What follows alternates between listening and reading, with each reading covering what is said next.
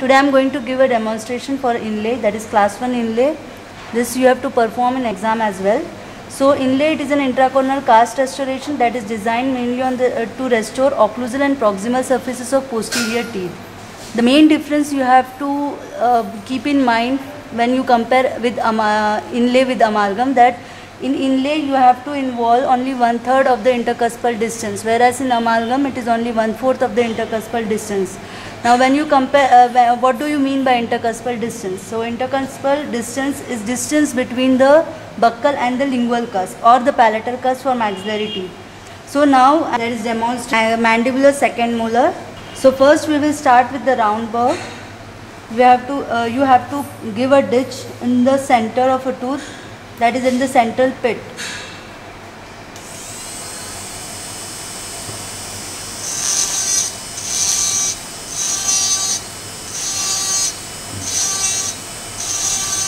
Give a central pit in the center of a tooth and stop.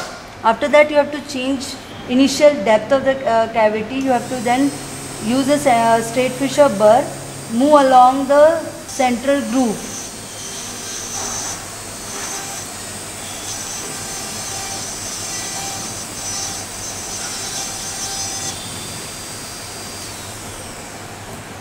While preparing the cavity, you will be encountering with the tooth dust. You have to remove that with the help of cheek blower.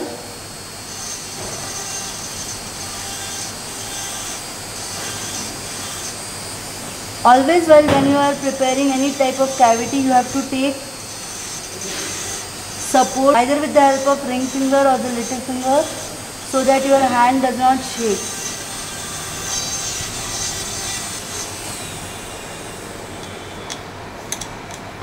The walls are occlusally divergent. The steps for cavity preparation are same as that of amalgam, that is initial depth and outline form, convenience form, retention and resistance form. Removal of remaining infected dentine, and then finally with the preparation of secondary primary.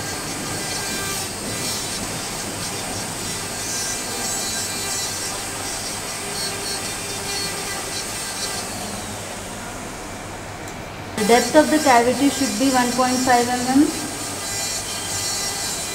Pulpal floor should be absolutely flat.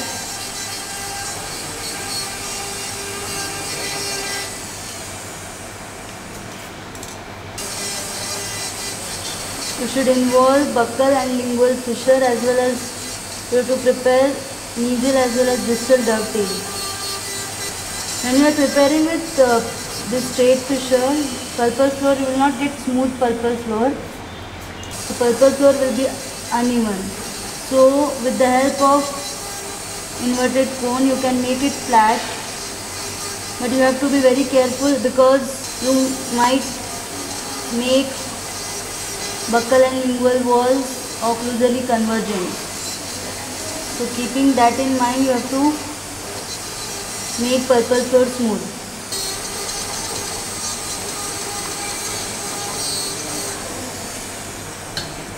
The contraindication would be developing and deciduous teeth, the patients having high caries index, occlusal disharmony and dissimilar metals.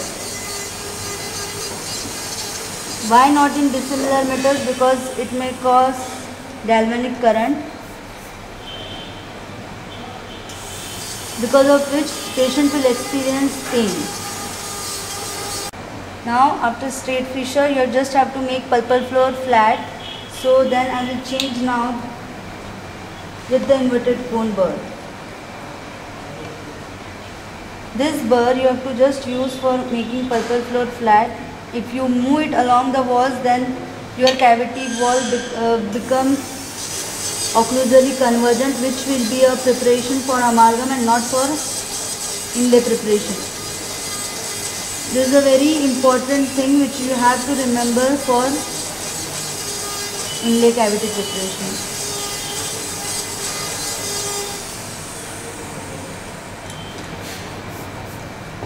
After ensuring that your floor is flat, you change the bird from inverted cone to tapered fissure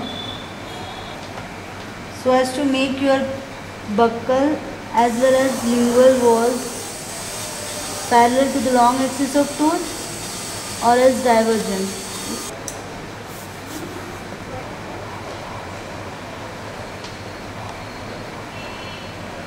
Inlay, you have to remember 3 points in mind, that is path of draw, that apico-occlusal taper and circumferential tie.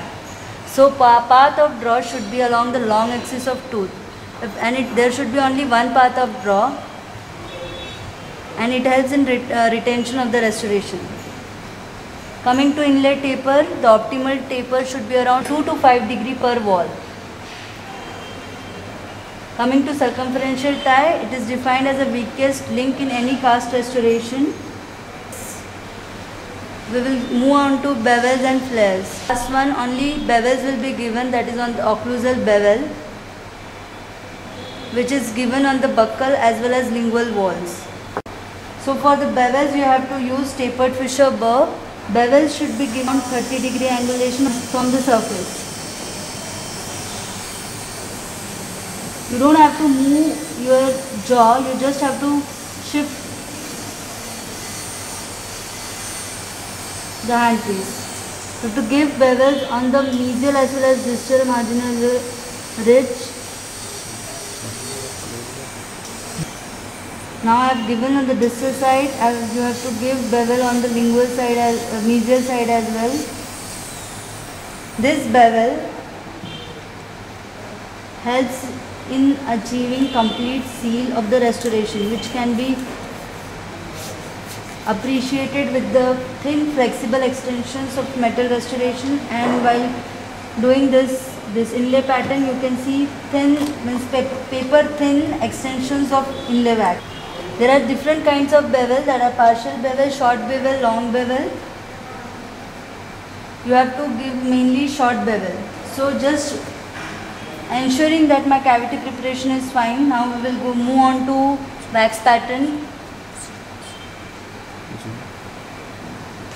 If the cavity is not completely divergent, then the wax pattern will not come out completely, it will stuck at one point.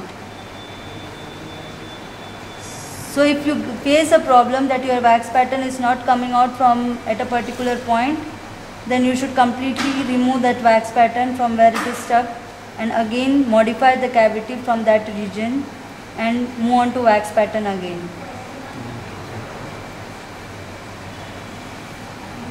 Now there are different types of waxes which are used for impression. This is a type 1, that is medium wax. Lubricate the cavity with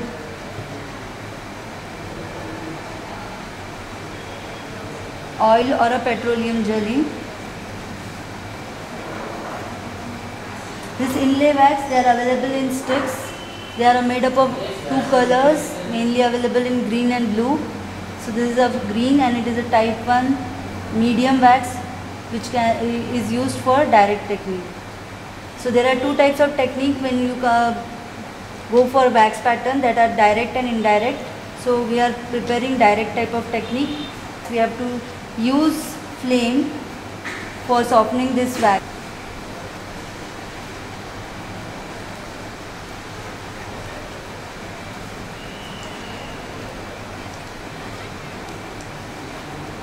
Now it is completely softened. Again reheat and insert directly into the cavity.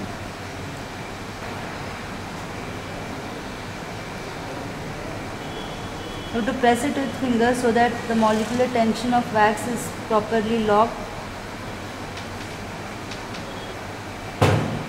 And when it is, to remove it from the stick, and you have to remove excess with the help of carver.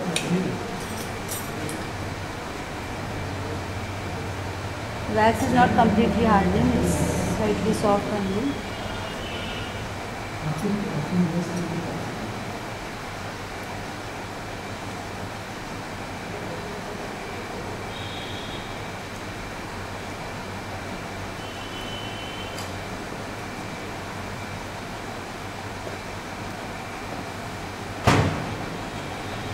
First, remove excess wax from the tooth structure.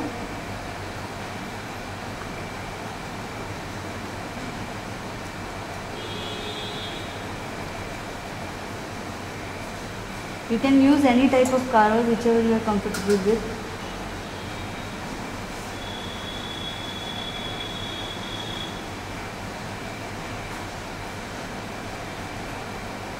Move carver along the cusp. While carving, you have to keep half surface of the carver onto the cuspal surface and half on the restoration, and in this case you are carving inlay, so half on the wax.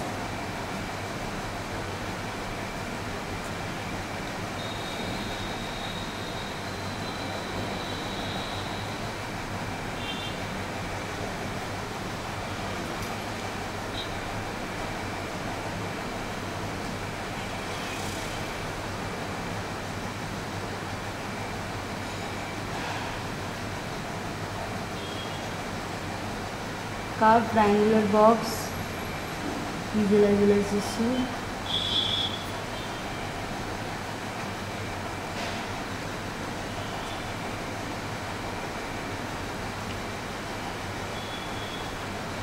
Move the carver from lingual to buccal side and carve from the buccal aspect.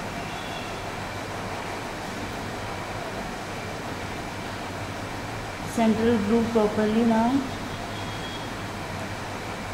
You can finish the restoration with the help of warm cotton pellet. You dip it in water, slightly warm it and moist the cotton and warm it. And rub it onto the pattern. This will be polishing of the wax pattern. So you can take a paper pin, warm it and place it in the center of it. Before warming, you have to give serration onto the paper pin so that it holds the pattern properly. You can give serrations with the help of straight tissue, any type of burr whichever you have. Serrations so that it will hold the wax pattern properly and it will not slip along the wax. Now heat it.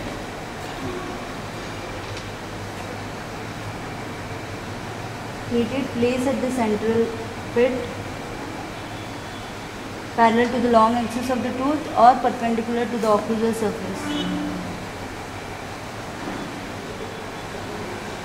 Hold it for some time so that this molten wax, it will harden it from itself. It should be parallel to the long axis of the tooth or wax pattern. You have to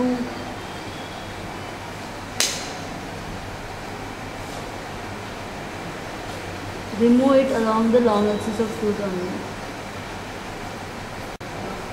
So after removing, you have to inspect all the line angles, the purple floor as well as the bevels which you have given on the buccal, lingual as well as on the mesial and distal walls.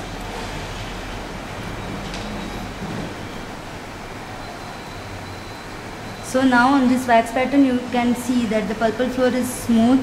You can appreciate buccal as well as the lingual fissures and mesial and distal dovetails. The bevels are also seen as the feathers. Moist cotton, and you have to place it over this dappen dish and come for inspection. Softening of wax with the help of fingers. And now the other technique is molten wax technique, in which first you have to apply lubricant onto the cavity surface, which we have done prior also, and for this technique also you have to use lubricant. Apply on all the surfaces of the cavity. After ensuring that completely the cavity is moistened with the lubricant, you have to remove excess. Followed by that, you have to use an heated instrument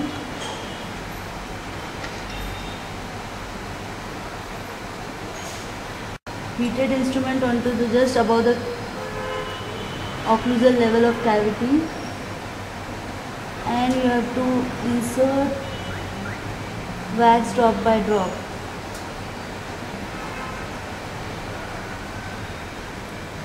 You have to wait till it hardens.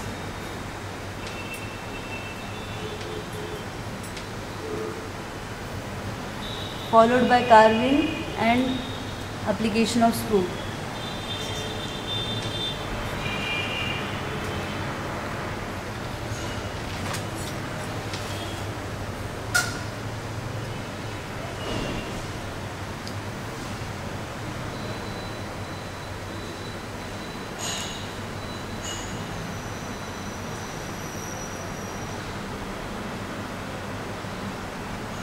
Remove excess as I described earlier.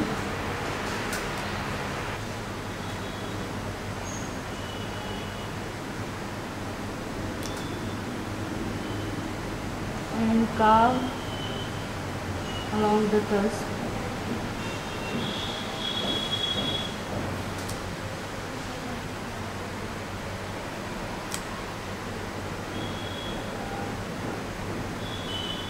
Carve mesial as well as distal triangular fossa.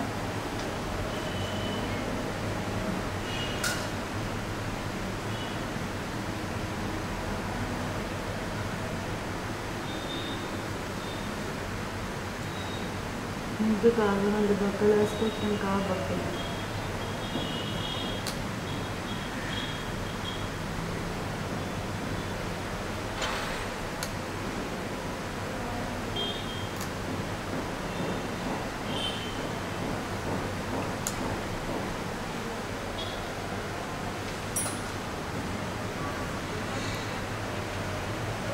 Polish it with the help of warm cotton fillet, warm moist cotton fillet.